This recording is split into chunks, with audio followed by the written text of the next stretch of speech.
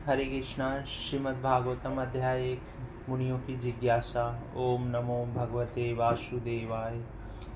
जन्मादस्य यतो अन्वयादितरतस्वार्थे स्वभिगस्वराट् तेने ब्रह्माहृदये आदिकवये मुहान्ति यत्सूर्य तेजो वारिमृतां यथा विनिमयो यत्र तिसर्गो मृषा धाम्ना स्वेन सदा निरस्तकुहकं सत्यं परं धीमहि।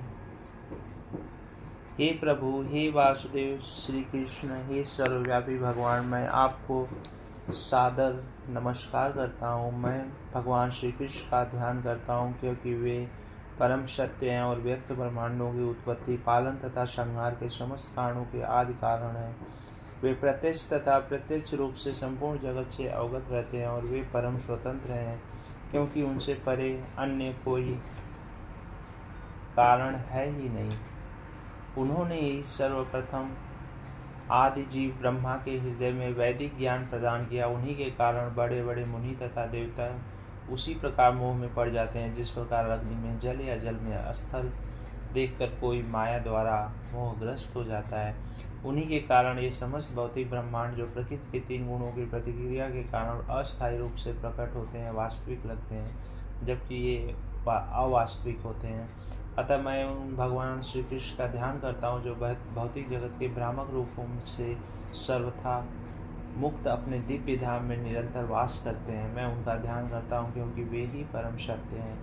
तात्पर्य: भगवान श्री वासुदेव को नमस्कार करना प्रत्यक्ष रूप से वासुदेव तथा देवकी के दिव्य पुत्र भगवान श्री कृष्ण को इंगित करता है। इस तथ्य की अधिकाधिक व्याख्या इस ग्रंथ में स्पष्ट रूप से की जाएगी। यहाँ पर श्री व्यासदेव दृढ़तापूर्वक कहते हैं कि श्री कृष्ण ही आदि भगवान है और अन्य सभी रूप उनके प्रत्यक्ष या अप्रत्यक्ष पूर्ण अंश या विभिन्न अंश हैं। श्री जीव गोस्वामी ने अपनी कृति श्री कृष्ण संदर्भ में इस विषय की विशद व्याख्या की है और आदि जीव ब्रह्मा ने अपने ग्रंथ ब्रह्म संहिता में कृष्ण विषय यथेष्ट व्याख्या की है। सामवेद उपनिषद में भी बताया गया है कि भगवान श्री कृष्ण देवकी के दिव्य पुत्र हैं। इसलिए इस स्तुति का यह पहला कथन बताता है कि भगवान श्री कृष्ण ही आदि भगवान है। यदि परम भगवान किसी दिव्य नाम से जाने जा सकते हैं तो वह श्री कृष्ण शब्द ही होना चाहिए, जिसका अर्थ है सर्वाकर्षक। श्रीमद् भागवतम में श्री भगवान ने कई स्थलों पर स्वयं को आदि भगवान घोषित किया और इसकी पुष्टि अर्जुन द्वारा तथा श्री नारद मुनि, श्री व्यासदेव आदि महान मुनियों द्वारा भी की गई है। पद्म पुराण में यह भी कहा गया है कि श्री भगवान के असंख्य नामों में श्री श्री कृष्ण नाम सर्वप्रमुख है।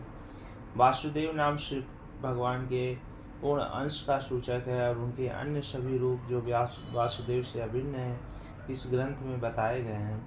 वासुदेव नाम विशिष्ट रूप से वसुदेव तथा देवकी के दिव्य पुत्र का सूचक है। सन्यासियों में सिद्ध परमहंसों द्वारा भगवान श्री कृष्ण का निरंतर ध्यान किया जाता है। वासुदेव अथवा भगवान श्री कृष्ण समस्त कारणों के कारण है। जितनी भी वस्तुओं का अस्तित्व है वे सभी श्री भगवान से ही उद्भूत है। ऐसा किस प्रकार है, इसकी व्याख्या इस ग्रंथ के अगले अध्याय में की गई है। महाप्रभु श्री चैतन्य ने इस ग्रंथ को निर्मल पुराण कहा है क्योंकि इसमें भगवान श्री कृष्ण का दिव्य आख्यान है। श्रीमद् भागवतम का इतिहास भी अत्यंत महिमामय है। इसका संकलन श्री व्यासदेव ने दिव्य ज्ञान में परिपक्वता प्राप्त करने के बाद किया। उन्होंने अपने आध्यात्मिक गुरु श्री नारद मुनि के अनुदेशों के अनुसार इसकी रचना की। श्री व्यासदेव ने समस्त वैदिक शास्त्रों का संकलन किया, जिसमें चारों वेद, वेदांत सूत्र या ब्रह्मा सूत्र, पुराण, महाभारत इत्यादि सम्मिलित हैं। किंतु फिर भी वे संतुष्ट नहीं हुए। जब उनके गुरु श्री नारद मुनि ने उनके इस असंतोष को देखा तो उन्होंने उनको भगवान श्री कृष्ण के दिव्य कार्यकलापों के विषय में लिखने का उपदेश दिया। ये दिव्य कार्यकलाप इस ग्रंथ के 10वें स्कंद में विशेष रूप से वर्णित है, किंतु इसका सार तत्व ब्रह्म प्राप्त करने हेतु मनुष्य को चाहिए कि वह धीरे धीरे ज्ञान विकसित करके क्रमशः आगे बढ़े। यह स्वाभाविक है कि चिंतनशील मनुष्य सृष्टि का उद्गम जानना चाहता है। रात्रि में वह आकाश में तारों को देखता है तो स्वाभाविक रूप से वह उनके निवासियों के विषय में कल्पनाएं करता है। ऐसी जिज्ञासा मनुष्य के लिए स्वाभाविक है क्योंकि उसकी चेतना विकसित है, जो पशुओं की तुलना में उच्च है। श्रीमद् भागवतम के रचयिता ऐसी जिज्ञासाओं का सीधा उत्तर देते हैं। वे कहते हैं कि भगवान श्री कृष्ण समस्त सृष्टियों के उद्गम में न केवल ब्रह्मांड के सृष्टा हैं वरन उसके संहार करता भी हैं। इस दृश्य जगत की उत्पत्ति श्री भगवान की इच्छा से किसी काल में होती है, कुछ काल तक इसका परिपालन होता है और तब उनकी ही इच्छा से इसका संहार किया जाता है। अतएव समस्त जागतिक कार्यों के पीछे उनकी परम इच्छा रहती है। निसंदेह ऐसे अनेक नास्तिक हैं जो सृष्टा पर विश्वास नहीं करते, किंतु वे अल्प ज्ञान के कारण ऐसा करते हैं। उदाहरणार्थ आधुनिक विज्ञानी ने अंतरिक्ष उपग्रह बनाए हैं जिन्हें किसी न किसी युक्ति से वहाँ आकाश में प्रक्षेपित किया जाता है और दूर बैठे विज्ञानी के निर्देश से ये कुछ काल तक आकाश में उड़ते रहते हैं। इसी प्रकार असंख्य तारों तथा ग्रहों से युक्त समस्त ब्रह्मांड श्री भगवान की बुद्धि द्वारा नियंत्रित होते हैं। वैदिक साहित्य में यह कहा गया है कि परम सत्य पूर्ण पुरुषोत्तम भगवान समस्त पुरुषों में प्रधान है। प्रथम सृजित जीव ब्रह्मा से लेकर एक छोटी सी चींटी तक सभी जीव ही हैं। ब्रह्मा से श्रेष्ठ भी अपनी अपनी निजी क्षमताओं वाले अन्य व्यक्तित्व हैं और श्री भगवान भी ऐसे ही एक व्यक्तित्व हैं। जिस प्रकार अन्य जीव व्यक्ति हैं उसी प्रकार श्री भगवान भी एक व्यक्ति हैं, किंतु परमेश्वर या परम पुरुष में उत्कृष्टतम बुद्धि होती है और उनमें विभिन्न प्रकार की श्रेष्ठतम अचिंत्य शक्तियाँ होती हैं। यदि मनुष्य का मस्तिष्क आंतरिक उपग्रह बना सकता है तब तो कोई भी बहुत आसानी से कल्पना कर सकता है कि मनुष्य से उच्चतर कोटि का मस्तिष्क ऐसी आश्चर्यजनक वस्तुएं बना सकता है जो कहीं अधिक श्रेष्ठ हों। विचारवान व्यक्ति इस तर्क को आसानी से स्वीकार कर लेगा, किंतु कुछ ऐसे कट्टर नास्तिक होते हैं जो इससे कभी सहमत नहीं होंगे। श्री व्यासदेव परम बुद्धिमान को परमेश्वर रूप में पूर्ण रूप से स्वीकार करते हैं और इस परम बुद्धिमान को परमेश्वर या पूर्ण पुरुषोत्तम भगवान के रूप में संबोधित करते हुए नमस्कार करते हैं। यह परमेश्वर श्री कृष्ण ही है, जैसा कि श्री व्यासदेव ने श्रीमद् भागवत गीता में तथा अपने अन्य शास्त्रों में और विशेष रूप से श्रीमद् भागवतम में स्वीकार किया है। श्रीमद् भागवत गीता में श्री भगवान कहते हैं कि उनसे बढ़कर कोई परम तत्व या अंतिम लक्ष्य नहीं है। इसलिए श्री व्यासदेव तुरंत उन परम तत्व भगवान श्री कृष्ण की पूजा करते हैं जिनकी दिव्य लीलाओं का वर्णन 10वें स्कंद में हुआ है। निष्ठाहीन व्यक्ति सीधे 10वें स्कंद में और विशेषकर उन 5 अध्यायों में पहुंच जाते हैं जिनमें भगवान श्री भगवान की रासलीला का वर्णन है। श्रीमद् भागवतम का यह अंश इस महान ग्रंथ का गुह्यतम अंश है। जब तक व्यक्ति को श्री भगवान का दिव्य ज्ञान गहराई से समझ में न आ जाए तब तक वह श्री भगवान की पूजनीय दिव्य लीलाओं का, जिन्हें रास नृत्य कहा जाता है, तथा गोपियों के साथ उनके प्रेम व्यवहार को निश्चित रूप से अनुचित अर्थ ही निकालेगा। यह विषय अत्यंत आध्यात्मिक है। केवल ऐसे मुक्त पुरुष जिन्होंने क्रमशः परमहंस अवस्था प्राप्त कर ली है इस रास नृत्य का दिव्य आस्वादन कर सकते हैं। अतः श्री व्यासदेव पाठक को अवसर प्रदान करते हैं कि श्री भगवान की लीलाओं के सार का आस्वादन करने के पूर्व वे धीरे धीरे आत्म साक्षात्कार का विकास करें।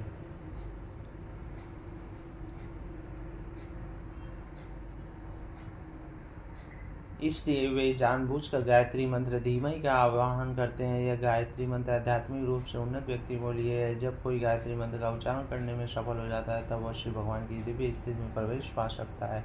अतः गायत्री मंत्र के सफल जप के लिए मनुष्य में ब्राह्मण जैसे गुणों का समावेश होना चाहिए या फिर उसे पूर्ण रूप से सतोगुणी होना चाहिए, तभी वह ठीक से गायत्री मंत्र जप सकता है और श्री भगवान के नाम यश गुणों आदि की दिव्य अनुभूति प्राप्त कर सकता है। श्रीमद् भागवतम श्री भगवान की अतरंगी शक्ति द्वारा प्रकट किए गए उनके स्वरूप का आख्यान और यह अतरंगी शक्ति हमारे अनुभव में दृश्य जगत को उत्पन्न करने वाली बहिरंगी शक्ति से भिन्न होती है। श्री व्यासदेव ने इस श्लोक में इन दोनों शक्तियों में अंतर स्पष्ट किया। वे कहते हैं कि प्रकट अतरंगी शक्ति वास्तविक है, जबकि भौतिक जगत के रूप में प्रकट होने वाली बहिरंगी शक्ति अनित्य है और मृग मारीचिका के समान भ्रामक है। मृग मारीचिका में वास्तविक जल नहीं रहता, केवल जल का आभास रहता है। वास्तविक जल तो कहीं अन्यत्र रहता है। यह दृश्य जगत एक वास्तविकता जैसा प्रतीत होता है, किंतु वास्तविकता तो आध्यात्मिक जगत में होती है और यह तो मात्र उसकी छाया प्रतिबिंब है। परम सत्य तो वैकुंठ लोक चिदाकाश में है, भौतिक आकाश में नहीं। भौतिक आकाश में प्रत्येक वस्तु सापेक्ष सत्य है।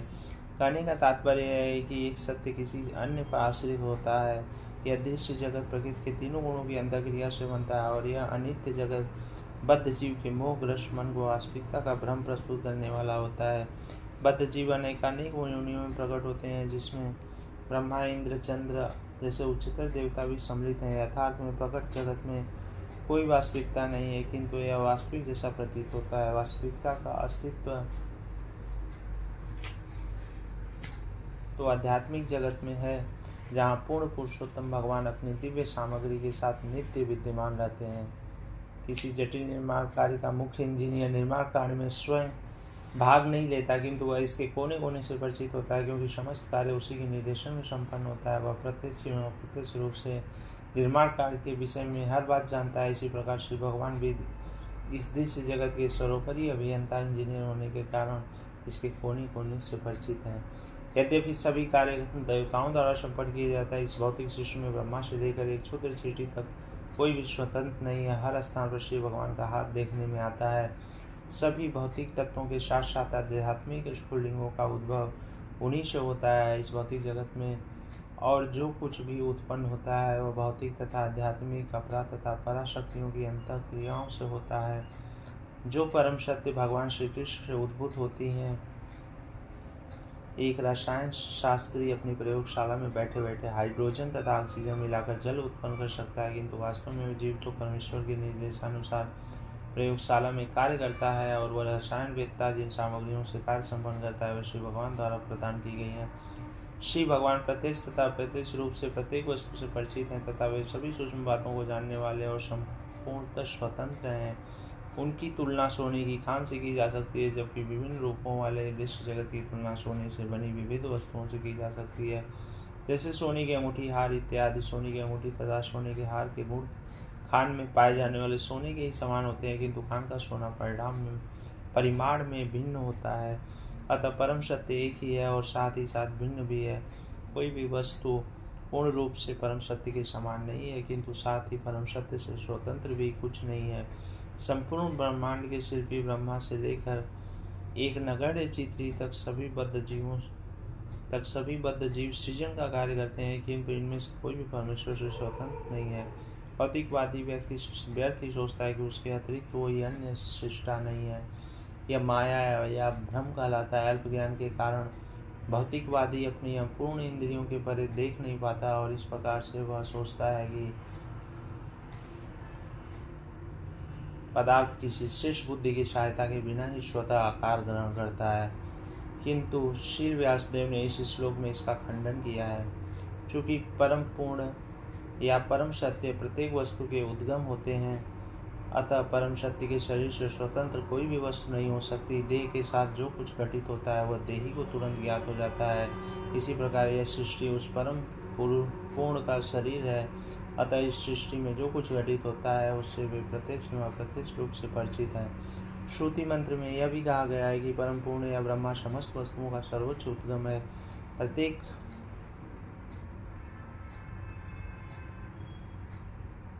प्रत्येक वस्तु उन्हीं से उद्भूत है, उन्हीं के द्वारा पालित है और अंत में उन्हीं में प्रवेश कर जाती है। यही प्रकृति का नियम है। स्मृति मंत्र में इसी की पुष्टि की गई है। यह कहा गया है कि ब्रह्मा के कल्प के प्रारंभ में जिस उद्गम से समस्त वस्तुएं उद्भूत होती हैं और अंततः जिस आकार में वह प्रवेश करती हैं वह परम सत्य या ब्रह्मा है। भौतिक विज्ञानी यह मानकर चलते हैं कि ग्रह मंडल का उद्गम सूर्य है, किंतु वे सूर्य का उद्गम नहीं बता पाते। यहाँ पर इस सर्वोच्च उद्गम की व्याख्या की गई है। वैदिक शास्त्रों के अनुसार ब्रह्मा जो सूर्य के तुल्य माने जा सकते हैं, परम सृष्टा नहीं है। इस श्लोक में कहा गया है कि ब्रह्मा को वैदिक ज्ञान श्री भगवान द्वारा प्रदान किया गया। कोई चाहे तो यह तर्क कर सकता है कि प्रथम जीव होने के नाते ब्रह्मा को प्रेरित नहीं किया जा सकता था, क्योंकि उस समय कोई दूसरा जीव मौजूद नहीं था। यहाँ पर यह कहा गया है कि परमेश्वर ने गौड़ सृष्टा ब्रह्मा को प्रेरित किया, जिससे वे सृजन का कार्य कर सके। अतः समस्त सृष्टि के पीछे जो परम बुद्धि कार्य करती है वह ब्रह्मा श्री कृष्ण है। श्रीमद् भागवत गीता में भगवान श्री कृष्ण कहते हैं कि वे ही सृजक शक्ति यानी प्रकृति का निरीक्षण करते हैं, जिससे सभी पदार्थ बने हैं। अतः श्री व्यासदेव ब्रह्मा की नहीं अपितु परमेश्वर की पूजा करते हैं, जो शिष्ट कार्यों में ब्रह्मा का मार्गदर्शन करने वाले हैं। इस श्लोक में अभिज्ञ तथा स्वराट शब्द महत्वपूर्ण है। ये दो शब्द परमेश्वर और अन्य सभी जीवों में अंतर बताते हैं। दूसरा, कोई भी जीव अभिज्ञ तथा स्वराट नहीं है, अर्थात कोई भी जीव न तो पूर्ण रूप से जानता है और न ही पूर्ण रूप से स्वतंत्र है। यहाँ तक कि सृष्टि करने हेतु तो ब्रह्मा को भी परमेश्वर का ध्यान करना पड़ता है। तो फिर आइंस्टाइन जैसे महान विज्ञानियों की भी साथ ही क्या है। ऐसे विज्ञानियों का मस्तिष्क निश्चित रूप से किसी मनुष्य की उपज नहीं है। जब कोई विज्ञानी ऐसा मस्तिष्क नहीं बना सकता, तो फिर उन अल्पज्ञ नास्तिकों का क्या कहना जो श्री भगवान की सत्ता को चुनौती देते हैं। यहाँ तक कि मायावादी निर्विशेषवादी जो श्री भगवान से एकाकार होने की डींग मारते रहते हैं, न तो अभिज्ञ हैं न स्वराट। ऐसे निर्विशेषवादी भगवान से एकाकार होने हेतु ज्ञानार्जन हेतु कठिन तपस्या करते हैं, किंतु अंततः वे किसी ऐसे धनी शिष्य पर आश्रित हो जाते हैं जो मठ तथा मंदिर बनवाने हेतु उन्हें धन प्रदान करता है। रावण या हिरण्यकश्यप जैसे नास्तिकों को श्री भगवान की सत्ता का विरोध करने के पूर्व कठिन तपस्या करनी पड़ी थी, किंतु अंत में वे असहाय बन गए और जब श्री भगवान क्रूर मृत्यु के रूप में उनके समक्ष प्रकट हुए तो वे अपने आप को बचा नहीं पाए। यही हाल उन आधुनिक नास्तिकों का है जो श्री भगवान की सत्ता की अवमानना करते हैं। ऐसे नास्तिकों को भी वैसा ही दंड मिलेगा, क्योंकि इतिहास की पुनरावृत्ति होती है। जब जब लोग ईश्वर की सत्ता की उपेक्षा करते हैं, तब तब प्रकृति तथा उसके नियम उन्हें दंड देते हैं। इसकी पुष्टि श्रीमद् भगवद गीता के सुप्रसिद्ध श्लोक द्वारा भी होती है। यदा यदा ही धर्मस्य ग्लानिर्, जब जब धर्म की हानि होती है और अधर्म की वृद्धि होती है, तब तब हे अर्जुन मैं स्वयं अवतरित होता